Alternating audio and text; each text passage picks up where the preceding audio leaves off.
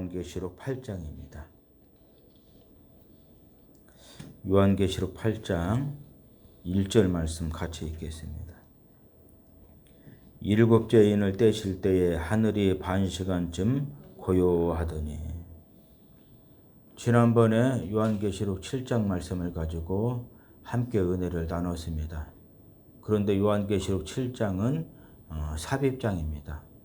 요한계시록 6장과 8장이 서로 연결되는 말씀인데 그 사이에 요한계시록 7장 말씀이 삽입장으로 들어가 있는 것입니다.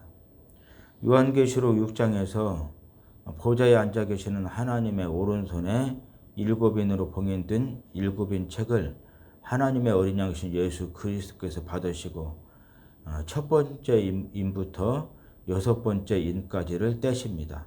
그것이 요한계시록 6장 내용입니다. 그리고 이제 요한계시록 7장 삽입장이 있는데 그 삽입장을 빼고 나면은 8장에서 하나님의 어린 양이신 예수 그리스도께서 일곱인 가운데서 일곱 번째 인을 떼시는 말씀이 나옵니다. 그러니까 요한계시록 7장 삽입장을 빼고 요한계시록 6장 말씀과 8장 말씀이 서로 연결되는 말씀이다. 이렇게 보시면 좋겠습니다. 지금 요한계시록 8장 1절에서 하나님의 어린 양이신 예수 그리스도께서 일곱인 가운데서 일곱 번째 인을 떼십니다. 그때 하늘이 반시간쯤 고요해졌다고 말씀을 하고 있습니다. 여기서 하늘이 in heaven입니다. 그러니까 스카이 궁창도 아니고 그 다음에 스페이스 우주도 아니고 in heaven 하나님이 계시는 하나님의 나라 천국을 의미를 합니다. 하나님의 어린 양이신 예수 그리스도께서 일곱인 가운데서 일곱 번째 인을 떼실 때에 영적 세계를 의미하는 하늘나라 천국에서 반시간 정도 고요해졌다는 거예요. 이 말씀은 태풍 전야와 같은 그런 상태라고 보면은 됩니다. 이제 일곱 번째 인이 떼어졌기 때문에 일곱 나팔 재앙 심판이 시작되는데 그 전에 반시간 정도 고요해졌다는 거예요. 반시간 정도 태풍 전야와 같은 그런 상태다. 이렇게 생각을 하시면 됩니다. 문제는 일부에서 이 반시간을 문자적으로 보지 않고 상징적으로 보는 경우가 있어요. 상징적으로 보면서 6개월을 의미한다 또는 1년을 의미한다 이렇게 주장하는 분들이 있는데 근거가 없는 주장이라고 할 수가 있겠습니다. 문자적으로 보시는 것이 좋아요. 진짜로 반시간 30분 정도로 보시는 것이 좋습니다. 그 다음에 이제 2절 말씀 같이 읽겠습니다. 2절 말씀. 내가 봄에 하나님 앞에 일곱 천사가 서 있어 일곱 나팔을 받았더라. 사도 요한이 계시를 봤어요. 계시를 봤는데 그 계시의 내용이 무엇이냐면은 일곱 나팔을 받아가지고 있는 일곱 천사가 하나님 앞에 서 있는 모습을 보게 된 것입니다.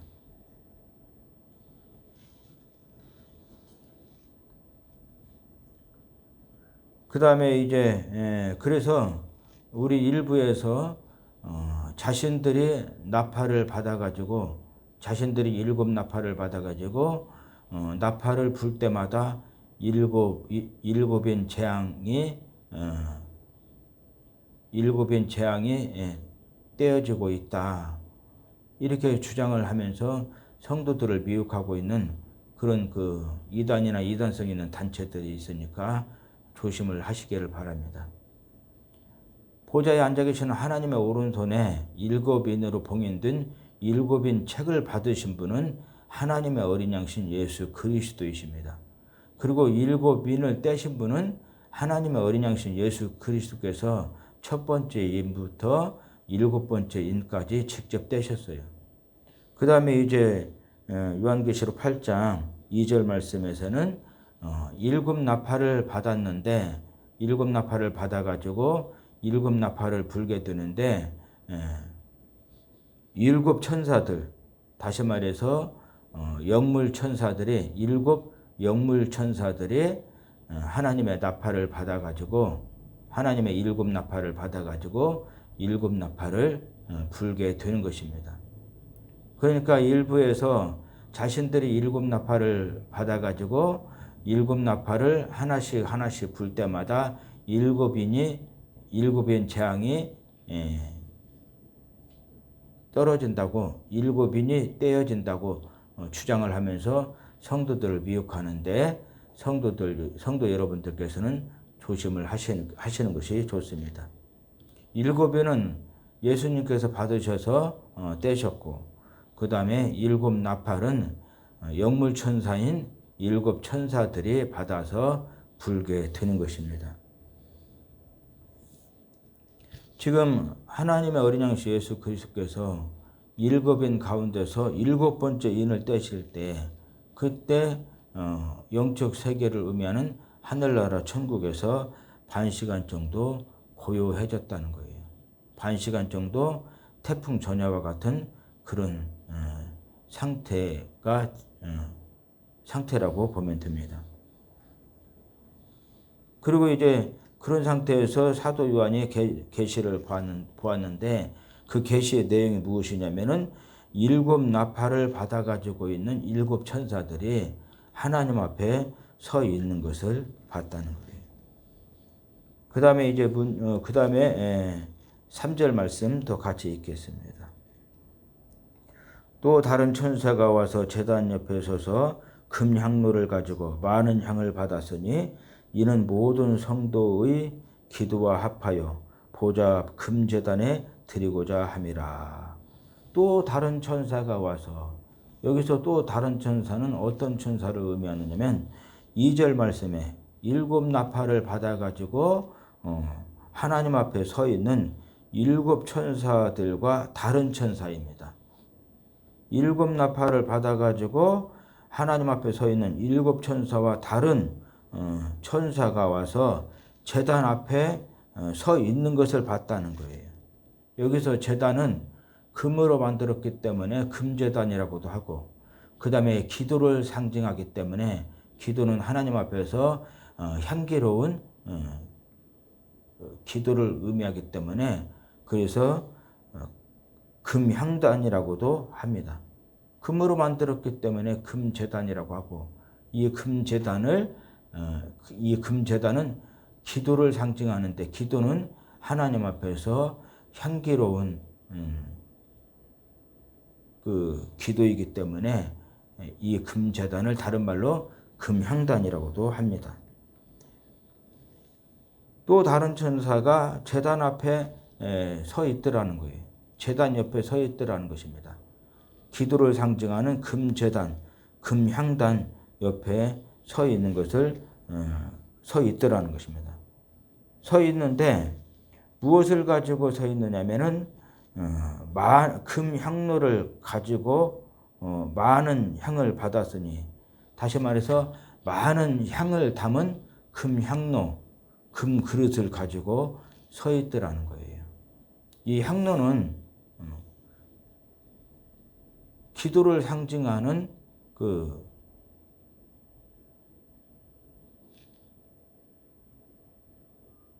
향기 나는, 기도를 상징하는 그런 향을 담은 그릇이라고 해서 향로라고 하고, 그 다음에 또 이 향로를 금으로 만들었기 때문에 금향로라고도 합니다.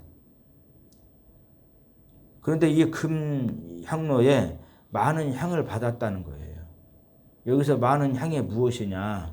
이 많은 향을 문자적으로 볼 것인가? 상징적으로 볼 것인가? 상징적으로 보는 것이 좋아요. 문자적으로 진짜 많은 향으로 보는 것보다는 상징적으로 보는 것이 좋습니다. 그러면 상징적으로 보되 어떻게 볼 것인가? 일부에서는 성도의 기도로 주장을 하고 있습니다. 대부분이 전후 문맥을 무시하고 생각 없이 성도의 기도라고 주장을 하고 있는데 성도의 기도가 아닙니다. 기도는 기도인데 누구의 기도냐면은 예수님의 성도들을 향하신 성도들을 향해서 날마다 쉬지 않고 기도하시는 주님의 기도를 의미한다고 볼 수가 있습니다. 성도의 기도는 아닙니다. 왜냐하면은 이 뒤에 바로 성도의 기도가 나오거든요. 그래서 많은 향을 받았으니 이는 모든 성도의 기도와 합하여. 많은 향 그 다음에 바로 성도의 기도가 나오기 때문에 많은 향을 성도의 기도로 주장하는 것은 맞지 않는 주장이라고 볼 수가 있습니다. 많은 향을 어떻게 볼 것인가? 문자적으로 볼 것인가? 상징적으로 볼 것인가? 상징적으로 보는 것이 좋아요. 상징적으로 볼 때 어떻게 볼 것인가? 대부분 성도의 기도로 주장을 하고 계시는데 성도의 기도는 아닙니다. 왜냐하면은 그 뒤에 바로 성도의 기도가 나오기 때문입니다. 그러면은 많은 향을 어떻게 볼 것인가? 기도로 보되 성도들을 위해서 쉬지 않고 항상 기도하시는 주님의 많은 향기로운 기도로 보는 것이 좋습니다. 우리 시브리서 성경 한번 찾아서 읽어보도록 하겠습니다. 시브리서 7장 24절 말씀부터 25절 말씀까지. 시브리서 7장 24절부터 25절 말씀까지 같이 읽겠습니다. 예수는 영원히 계심으로 그 제사장 직분도 갈리지 아니하느니라. 그러므로 자기를 힘입어 하나님께 나아가는 자들을 온전히 구원하실 수 있으니 이는 그가 항상 살아계셔서 그들을 위하여 간구하심이라. 예수님이 지금으로부터 2000년 전에 인류의 죄를 예수님께서 지금으로부터 2000년 전에 유대 땅 베들레헴에 요셉과 마리아의 후손으로 탄생을 하셨어요. 그리고 난 다음에 이제 모든 인류의 죄를 대신해서 십자가 고난을 받으시고 죽으시고 다시 살아나시고 부활하셔서 하늘로 승천하십니다. 하늘로 승천하시고 하나님 우편에 앉아 계시는데 하나님 우편에 앉아 계시면서 아무것도 하지 않고 그냥 하나님 우편에만 앉아 계시는 것이 아닙니다. 지금 시브리서 7장 24절 25절 말씀에 보니까 예수는 영원히 계심으로 그 제사장 직분도 갈리지 아니하느니라. 그러므로 자기를 힘입어 하나님께 나아가는 자들을 예수를 힘입어서 예수를 믿는 믿음으로 말미암아 하나님께 나아가는 성도들입니다. 성도들을 위해서 성도들을 온전히 구원하실 수 있으니 이는 그가 항상 살아계셔서 그들을 위하여 간구하심이라. 예수님이 인류의 죄를 대신해서 십자가 고난받으시고 죽으시고 다시 살아나시고 부활하셔서 하늘로 승천하십니다. 그리고 하나님 우편에 앉아 계시는데 그러면서 무슨 일을 하느냐면은 예수님을 힘입어서 예수님을 믿는 믿음으로 말미암아 은혜로 하나님께 나아가는 성도들을 위해서 항상 살아계셔서 간구의 기도를 하고 계시다는 거예요. 다시 이제 요한계시록 8장 3절로 돌아가서 또 다른 천사가 제단 옆에 서서 금 향로를 가지고 많은 향을 받았으니 여기서 많은 향은 기도는 기도인데 성도의 기도가 아니고 누구의 기도입니까?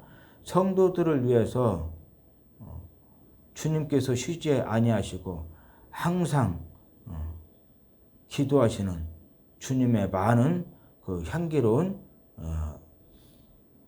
기도라고 할 수가 있습니다. 사도 요한이 또 계시를 받는데 7 나팔을 받아가지고 있는 7 천사와 다른 천사가 금제단 옆에 서 있어요. 기도를 상징하는 금제단, 금향단 옆에 서 있습니다. 서 있는데 무엇을 가지고 서 있느냐면 많은 향을 담은 금향로, 금그릇을 가지고 서 있더라는 것입니다. 성도들을 위해서 주님께서 항상 쉬지 아니하시고 기도하시는 많은 향기로운 기도를 담은 금향로를 가지고, 금그릇을 가지고 금제단, 금향단 옆에 서 있더라는 것입니다. 그러면서 그 이유가 무엇이냐면 이는 모든 성도의 기도와 합하여 보좌 앞 금제단에 드리고자 함이라. 여기서 이는이라는 말은 목적격으로서 대트를 의미합니다. 관계대명사 목적격 대트인데 이 대트의 선행사가 무엇이냐면은 많은 향이에요. 주님께서 성도들을 위해서 쉬지 않고 항상 기도하시는 많은 향기로운 기도를 의미합니다. 그 많은 향기로운 주님의 많은 향기로운 기도를 모든 성도의 기도와 합쳐서 그렇게 되면은 이제 모든 성도의 기도가 어떻게 되겠습니까? 주님의 기도가 향기로운 기도이기 때문에 모든 주님의 향기로운 기도와 합쳐진 모든 성도의 기도도 향기로운 기도가 될 수가 있는 것입니다. 하나님께서 받으시고 응답하실 만한 향기로운 기도가 되는 거예요. 그런데 여기서 성도는 성도인데 모든 성도의 기도입니다. 그러니까 차별이 없어요. 누구든지 예수님의 이름으로 하나님께 기도하면은 그 성도가 많이 배운 성도이든지 아니면 못 배운 성도든지 그 다음에 많이 가진 성도이든지 가난한 성도이든지 높은 위치에 있는 성도든지 낮고 천한 위치에 있는 성도든지 모든 성도의 기도가 주님의 향기로운 기도와 합쳐져서 하나님의 받으시고 응답하실 만한 향기로운 기도로 연락이 되고 상달이 되는 것입니다. 그래서 성도 여러분들께서는 나는 못 배웠으니까, 나는 가진 것이 없으니까, 나는 낮고 천한 사람이니까 그렇게 생각하지 마시고 하나님의 말씀대로 항상 기뻐하시고 범사 모든 일에 감사하시고 더 나아가서는 쉬지 말고 기도 생활에 헌신하시기를 주님의 이름으로 부탁을 드립니다. 여러분들의 기도가 우리를 위해서 쉬지 않고 항상 기도하시는 주님의 많은 향기로운 기도와 합쳐져서 향기로운 기도가 됩니다. 그렇게 해서 하나님께서 받으실 만한, 하나님께서 응답하실 만한 그 기도가 될 수가 있으니까, 나는 못 배웠으니까, 나는 아는 것이 없으니까, 나는 가난하니까, 나는 낮고 천한 사람이니까, 나는 죄인이니까 그렇게 생각하고 기도를 쉬면 안 됩니다. 그렇다 할지라도 기도 생활에 헌신하시기를 바랍니다. 그러면 모든 성도의 기도라고 그랬어요. 여러분들의 모든 기도도 주님의 기도와 합쳐져서 향기로운 기도가 되고 하나님께서 받으시고 응답하실 만한 복된 기도가 될 줄 믿습니다. 그 다음에 또 중요한 것은 우리가 기도하기 전에 우리의 사정을 우리 주님께서 다 아신다는 거예요. 그리고 우리 주님께서 하나님 우편에 앉아 계셔서 항상 쉬지 않고 우리를 위해서 간구의 기도를 드리고 있다는 거예요. 그러니까 우리는 그렇게 죽기 살기로 기도하지 않아도 된다. 그렇게 부르짖어 기도하지 않아도 된다. 그러면서 기도의 중요성을 무시하는 사람들이 많이 있어요. 기도를 안 해도 된다고 그렇게 주장하시는 분들이 많습니다. 기도는 짧게 할수록 좋다고 그렇게 얘기를 하시는 분들이 많아요. 그래서 기도를 할 때 1분이나 3분 정도 그렇게 기도하다가 끝나버립니다. 물론 그 회중을 대표해서 회중을 대표해서 대표로 기도하는 대표기도는 1분에서 3분 정도 기도하는 것이 좋습니다. 왜 그렇습니까? 전체 그 예배 진행을 위해서 그렇게 하는 것이 좋아요. 그러나 이제 개인 기도, 중복 기도, 그런 기도는 기도를 많이 하면 할수록 좋아요. 그 다음에 기도를 하되 속으로 묵상 기도도 좋지만은 그보다 더 좋은 기도는 부르짖어 기도하는 것, 통성으로 기도하는 것이 좋아요. 너는 내게 부르짖으라. 내가 내게 비밀한 것을 크고 비밀한 것을 보여주리라 그랬어요. 우리가 부르짖어 기도하게 되면은 하나님께서 우리에게 크고 비밀한 것을 보여주시고 응답해 주실 줄 믿습니다. 대부분의 사람들이 기도의 중요성을 무시하고 본인들이 기도를 하지 않으니까 기도의 중요성을 무시하니까 그러니까 다른 사람들에게 기도하지 않아도 된다. 기도할 때 그렇게 죽기 살기로 부르짖어 통성으로 기도할 필요가 없다. 그냥 조용하게 묵상으로 기도해도 된다. 그 다음에 그렇게 기도할 때 많이 기도할 것 없다. 오래 기도할 것 없다. 주여 아시지요. 그렇게 기도하면 된다는 거예요. 왜냐하면 우리 주님이 다 알고 계시고 우리를 위해서 쉬지 않고 기도하고 계시기 때문에 주여 아시지요. 그러면 된다는 거예요. 그러면서 본인도 기도하지 않고 남들도 기도하지 못하게 하는 사람들이 있어요. 그런데 그렇게 하시면 안 돼요. 제자들이 주님께 주여 어찌하여 우리는 못했습니까? 그때 주님께서 무엇이라고 말씀하셨습니까? 믿음이 없기 때문이다. 그러면서 또 기도하지 않기 때문이다 그랬어요. 기도하지 않기 때문에 병을 고치지 못하게 되고 귀신을 쫓아내지 못하게 되고 그 다음에 하나님이 함께 역사하시지 않는 것입니다. 기도하더라도 주여 아시지요. 대충대충 기도하고 그러니까 하나님의 역사가 없는 거예요. 기도해야 될 줄로 믿습니다. 기도하되 진실로 기도하고 그 다음에 전심으로 기도하고 간절하게 기도하고 더 나아가서는 지금은 코로나 때문에 어쩔 수 없지만은 코로나 그 전에는 우리가 통성으로 기도하고 부르짖어 기도하고 죽기 살기로 기도했어요. 그럴 때마다 하나님께서 크고 비밀한 것으로 응답하시고 역사하신 줄 믿으시기를 바랍니다. 이제 코로나 때문에 어쩔 수 없이 조용하게 기도하지만은 그래도 진실하게 기도하고 간절하게 기도하면은 하나님께서 크고 비밀한 것으로 보여주시고 응답해 주실 줄로 믿습니다. 우리 한번 또 성경을 찾아보겠습니다. 왜 하나님께서 우리의 사정을 다 아시고 그 다음에 우리 주님께서 우리를 위해서 쉬지 않고 항상 기도하시는데 그래 왜 우리가 또 그럼에도 불구하고 왜 우리가 기도를 해야 되는가?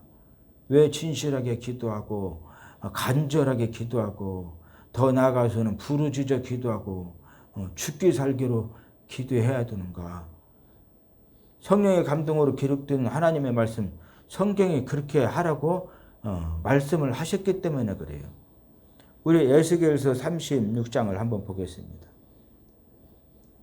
에스겔서 36장 37절 말씀 같이 보겠습니다.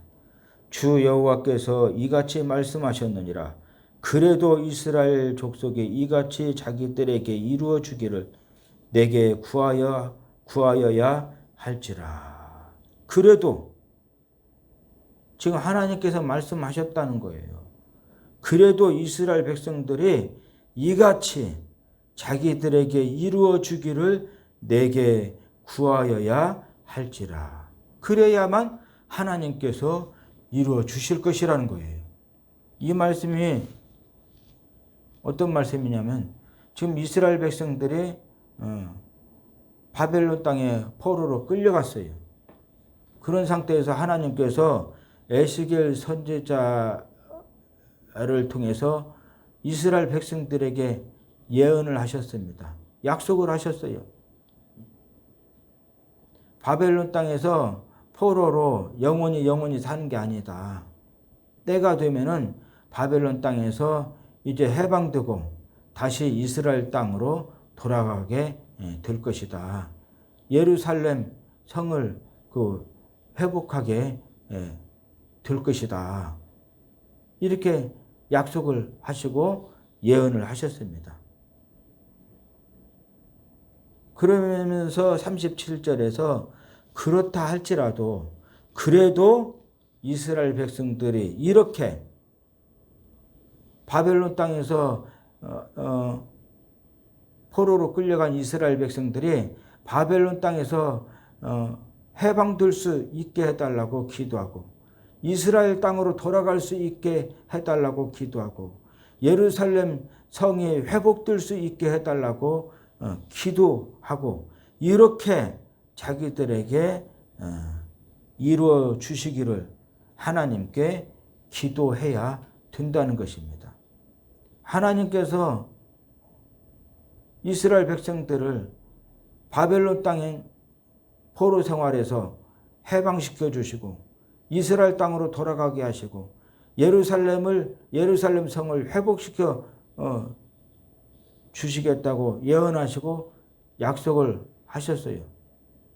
그래도 이스라엘 백성들이 그렇게 해달라고 하나님께 기도하고 구해야 된다는 거예요.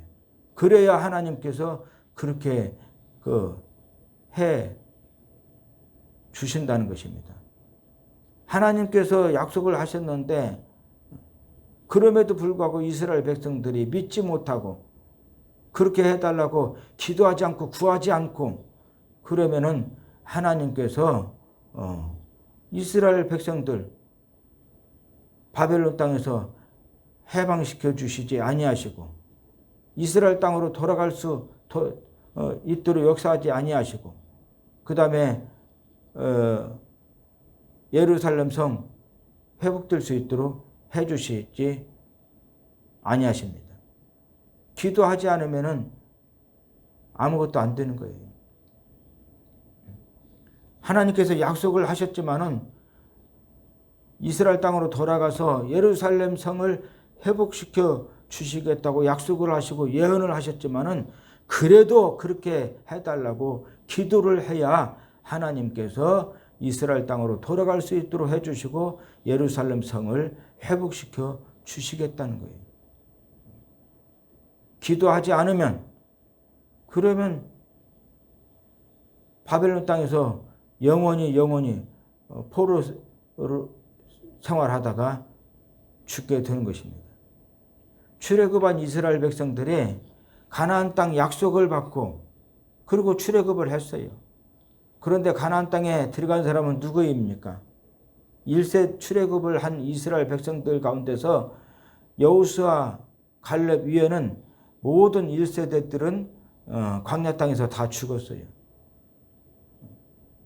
출애굽할 때에 가나안 땅을 하나님께서 약속을 해주셨습니다. 그래도 이스라엘 백성들이 그 약속대로 이루어질 수 있도록 해달라고 기도하면서 하나님의 뜻대로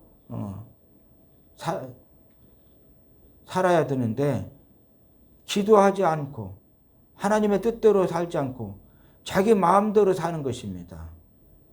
세상만 쳐다보고 원망 불평하고 분노하고 하나님을 대적하고 그 다음에 주의 종을 대적하고 그러니까 출애굽한 1세대들 가운데서 여호수아 갈렙 위에 모든 사람들은 광야 땅에서 다 죽었어요. 가나안 땅에 못 들어갔습니다.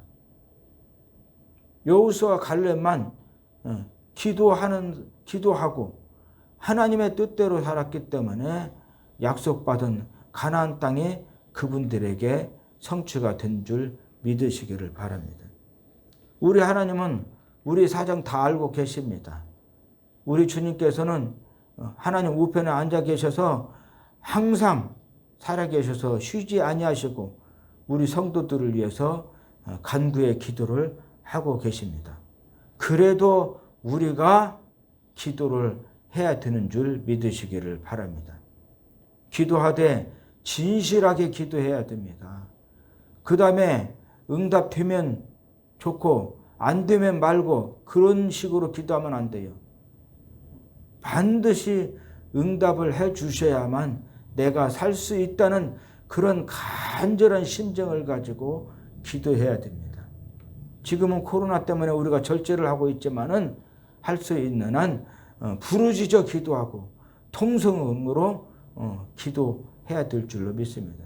그래야 우리 하나님께서 크고 비밀한 것을 보여주시는 것입니다. 크고 비밀한 것으로 응답해 주시고 축복해 주시는 줄 믿으시기를 바랍니다. 다시 요한계시록 8장 3절 말씀이에요. 요한계시록 8장 3절 말씀으로 돌아가서 다시 한번 읽겠습니다. 또 다른 천사가 와서 제단 옆에 서서 금 향로를 가지고 많은 향을 받았으니 이는 모든 성도의 기도와 합하여 보좌 앞 금제단에 드리고자 함이라. 일곱 나팔을 받아가지고 하나님 앞에 서 있는 일곱 천사와 다른 천사가 와서 그 기도를 상징하는 금제단, 금향단 옆에 서 있습니다. 그런데 무엇을 가지고 서 있느냐면은 우리 주님께서 하나님 우편에서 성도들을 위해서 쉬지 않고 항상 살아계셔서 간구의 기도를 하고 계시는데 성도를 향하신 주님의 그 많은 향기로운 그 기도를 담은 금향로, 금그릇을 가지고 지금 기도를 상징하는 금제단, 금향단 옆에 서 있는 것입니다. 그런데 왜 서 있습니까? 이는 모든 성도의 기도와 합하여 보좌 앞 금제단에 드리고자 함이라. 왜 서 있느냐면은 성도들을 위해서 주님께서 쉬지 아니하시고 항상 기도하시는 우리 주님의 많은 기도의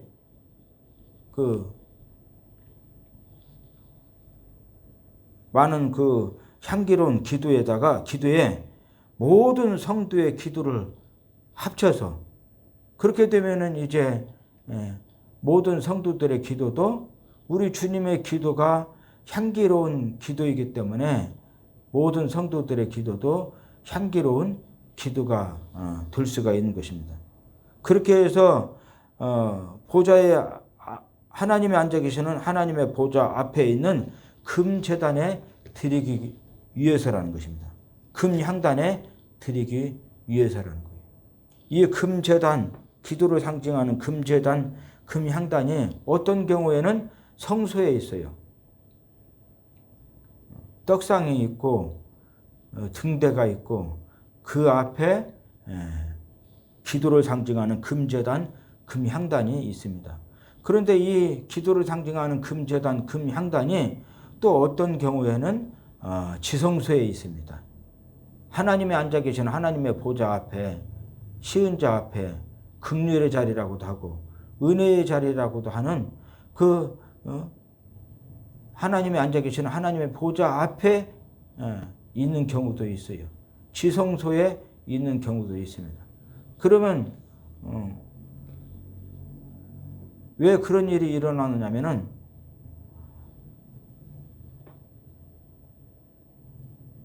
평상시에는 이 기도를 상징하는 금제단, 금향단이 성소에 있어요. 그래서 제사장들이 관리를 합니다.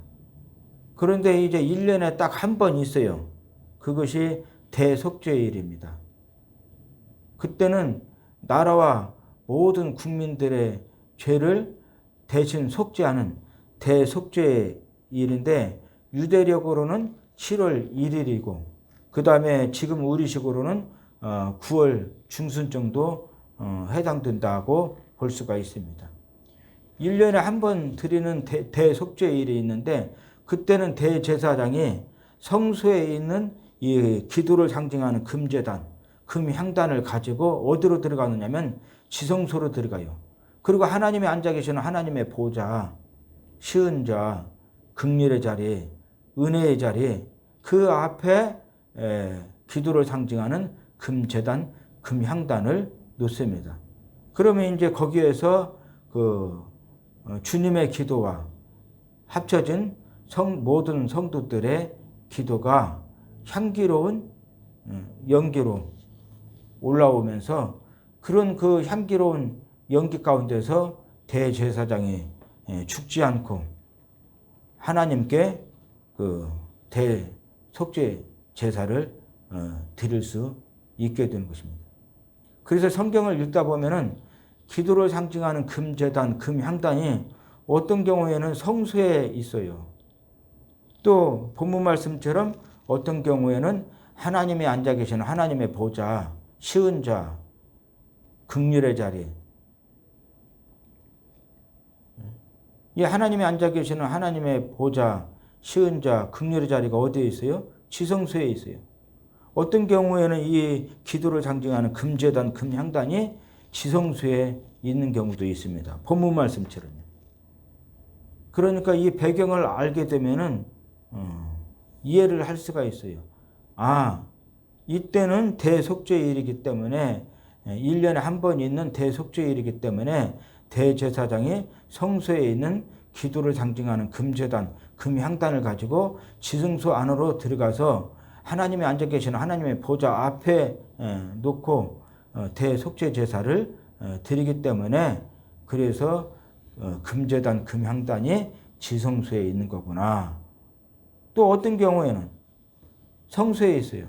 아, 이때는 그 대속죄일이 아닌 평일에는 성소에 있으면서 제사장들이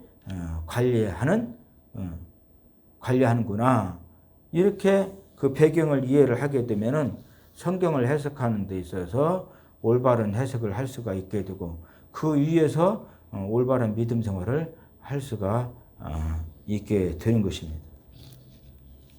그 다음에 이제 8장 4절 말씀 또 같이 읽겠습니다. 향연이 성도의 기도와 함께 천사의 손으로부터 하나님 앞으로 올라가는지라. 향연이, 여기서 향연은 향기가 나는 연기를 의미하는데 문제는 이 향연을 문자적으로 볼 것인가 상징적으로 볼 것인가. 상징적으로 보는 것이 좋습니다. 문자적으로 진짜 향기 나는 연기로 보는 것보다는 상징적으로 보는 것이 좋아요. 상징적으로 볼 때 어떻게 볼 것인가. 이 부분에 대해서 또 많은 분들이 전후 문맥을 무시하고 생각 없이 성도의 기도로 주장을 하시는 분들이 많아요. 그러니까 누군가가 유명 신학자나 유명 목회자가 생각 없이 이 향연을 성도의 기도라고 얘기를 하니까 이제 그 이하 목회자들이나 주의 종들이 성경을 살펴보지 않고 전후 문맥을 무시하고 그냥 생각 없이 성도의 기도라고 주장을 하고 있는데 그렇지 않습니다. 여기서 향연을 상징적으로 보되 어떻게 볼 것인가? 기도로 보는데 기도로 보되 어떻게 볼 것인가? 성도의 기도로 보면 안 되는 겁니다. 왜 그러냐면 그 뒤에 바로 향연이 성도의 기도와 함께 그 뒤에 성도의 기도가 나오기 때문에 그래서 향연을 기도로 보되 향기 나는 기도로 보되 성도의 기도로 보면 안 되고 누구의 기도로 봐야 돼요? 주님의 기도로 봐야 돼요. 3절에 또 다른 천사가 와서 제단 옆에 서서 금향로를 가지고 많은 향을 받았으니 그랬잖아요. 많은 향으로 보는 것입니다. 우리 주님께서 하나님 우편에 앉아 계시면서 성도들을 위해서 항상 살아계셔서 쉬지 않고 간구의 기도를 하고 계시는데 성도를 향하신 우리 주님의 많은 향기로운 기도로 봐야 되는 거예요. 향연이 다시 말하면 성도를 향해서 주님께서 쉬지 않고 기도하시는 주님의 많은 향기로운 기도가 누구의 기도와 함께 성도의 기도와 합쳐지는 것입니다. 그러면 성도의 기도가 어떤 기도가 되겠어요? 주님의 기도가 향기로운 기도이기 때문에 성도의 기도도 향기로운 기도가 되어서 하나님이 받으시고 응답하시기에 충분한 기도가 되는 것입니다. 하나님이 받으시고 하나님이 연락하시고 하나님이 응답하시고 축복하실 만한 그런 온전한 기도가 될 수가 있는 거예요. 향연이 다시 말해서 성도들을 위해서 쉬지 않고 기도하시는 주님의 향기로운 주님의 많은 그 향기로운 기도가 성도의 기도와 함께 합쳐져서 누구의 손을 통해서요? 천사의 손을 통해서 하나님께로 올라가더라는 거예요. 하나님께로 상달되고 하나님께로 연락되더라는 것입니다. 여기서 이제 우리가 조심해야 될 부분이 하나 있는데 천사가 성도의 기도를 향기로운 기도로 변화시켜서 하나님께서 연락하실 수 있도록 하신다고 이렇게 주장하시는 분들이 많이 있습니다. 그런데 천사는 그런 일을 할 수 있는 권세와 능력이 없어요. 천사는 그저 하나님과 구원받은 성도들을 섬기도록 부리는 영으로 지으심을 받은 그런 부리는 영들입니다. 그렇기 때문에 그 천사는 성도가 하나님께 드리는 성도의 기도를 향기로운 기도로 변화를 시킬 수가 없어요. 그러면 성도의 기도를 향기로운 기도로 변화시킬 수 있는 분은 누굽니까? 천사가 아니고 하나님 우편에 앉아 계시는 하나님의 아들이신 예수 그리스도이신 줄 믿으시기를 바랍니다.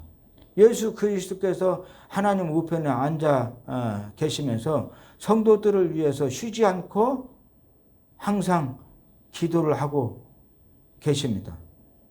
주님께서 성도들을 위해서 쉬지 않고 기도하시는 많은 향기로운 그 기도가 성도들의 모든 기도와 합쳐져서 성도들의 모든 기도가 주님의 향기로운 기도로 말미암아 향기로운 기도로 변화가 되는 것이에요. 그리고 이제 천사는 그 주님의 향기로운 기도와 그 다음에 주님의 기도와 합쳐져서 향기로운 기도로 변화된 성도들의 기도를 담은 그 기도를 금 향로를 하나님께 올려드리는 일을 하는 것 뿐입니다. 하나님께 올려드리는 수종드는 일을 하는 것 뿐이에요. 천사들도 크게 두 종류가 있어요. 미가엘 천사장과 천사들이 있는데 미가엘 천사장과 천사들은 하나님을 대신해서 사단 마귀나 악하고 더러운 귀신들이나 악하고 더러운 사람들이나 악하고 더러운 것들과 싸워서 물리치고 하나님의 나라와 성도들을 지켜주시고 보호해 주시는 그런 일을 전쟁을 전문으로 하는 그 천사장과 천사들입니다.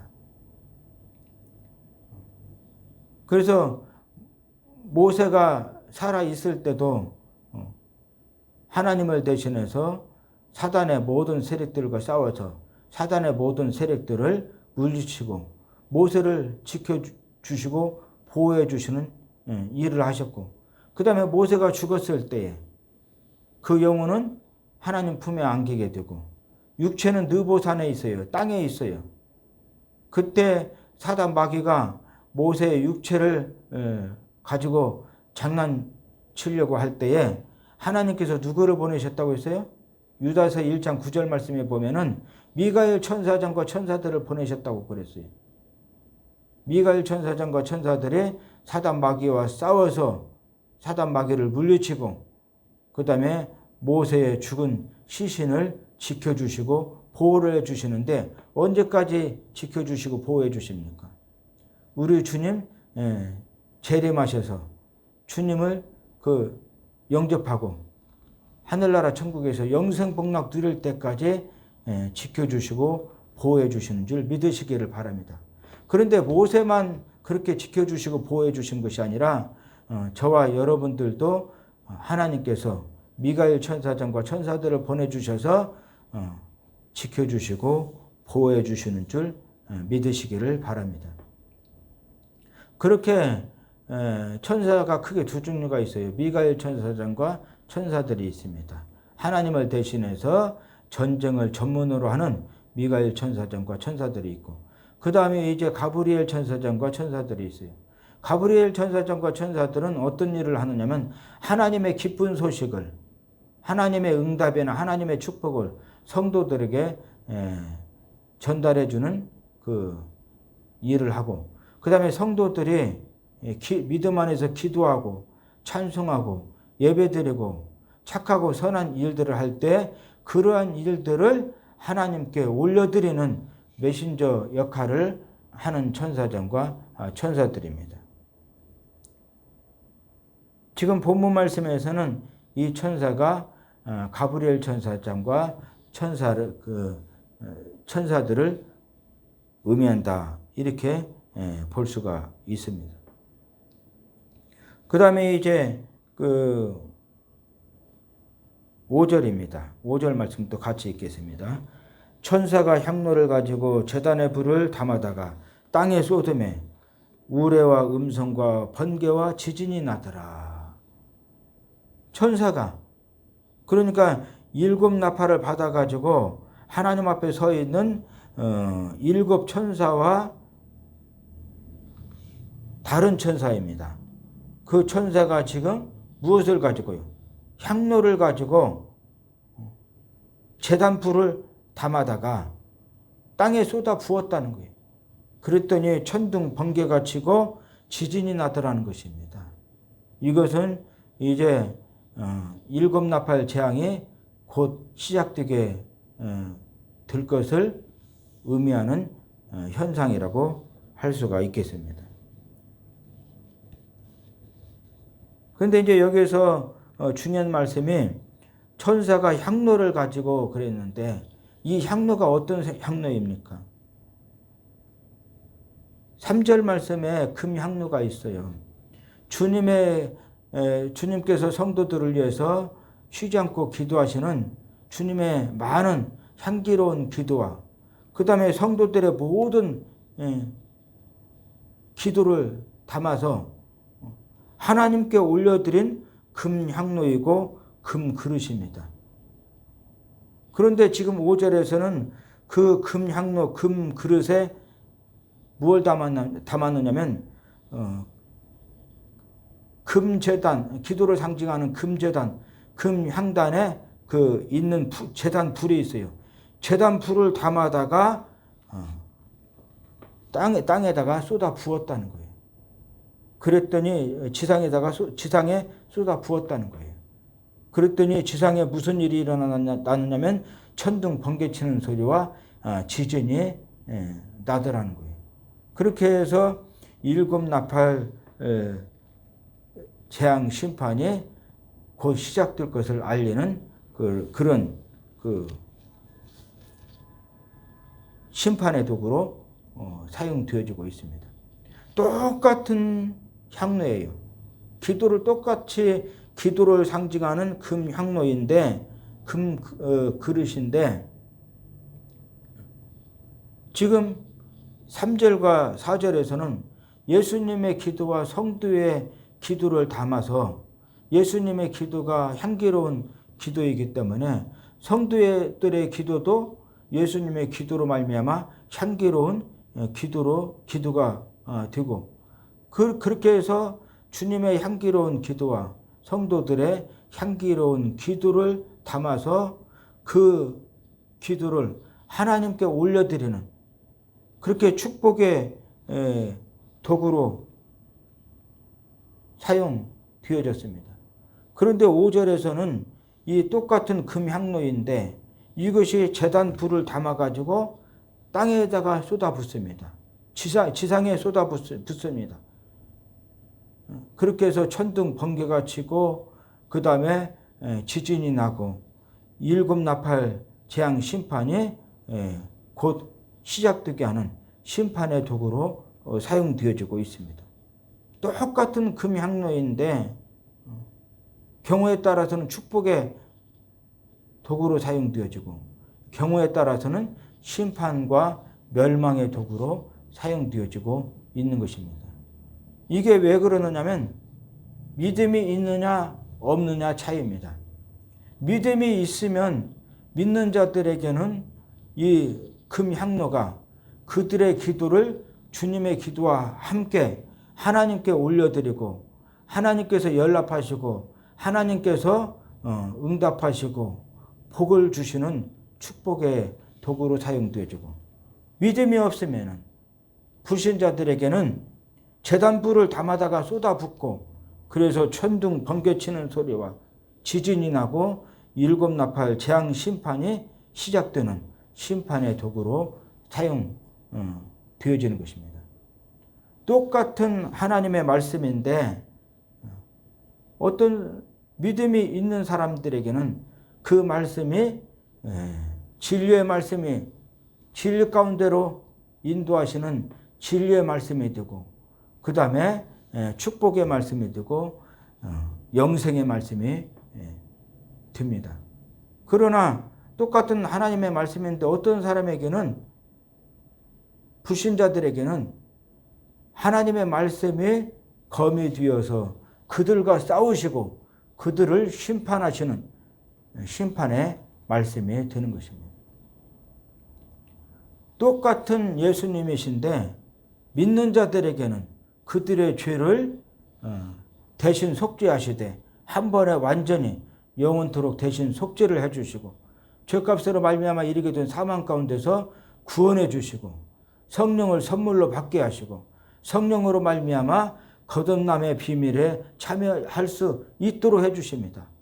마귀 백성이 하나님의 백성이 될 수 있도록 해주시고 지옥 백성이 천국 백성으로 거듭날 수 있도록 해주시고 그 다음에 마귀 자녀가 하나님의 자녀로 거듭날 수 있도록 해주시고 죄인이 의인으로 거듭날 수 있도록 해주시고 그 다음에 사는 동안에는 천국 열쇠 다시 말해서 하나님의 권세와 능력을 가지고 권세 있는 삶, 능력 있는 삶을 살 수 있도록 해주시고 죽을 때는 지옥의 권세를 이기고 천국에서 삼일째 하나님을 직접 뵙고 예배드리면서 영생 복락 누릴 수 있도록 축복의 주님으로 역사를 하십니다. 그런데 믿지 않는 사람들에게는 똑같은 예수님이신데도 불구하고 하나님의 대심판대 앞에서 죄의 책들에 기록된 행위대로 일일이 심판하셔서 불과 유황이 타는 지옥 불못에 던져 넣으시고 영원한 지옥 심판을 하시는 심판의 주님으로 역사를 하십니다. 똑같은 향로예요.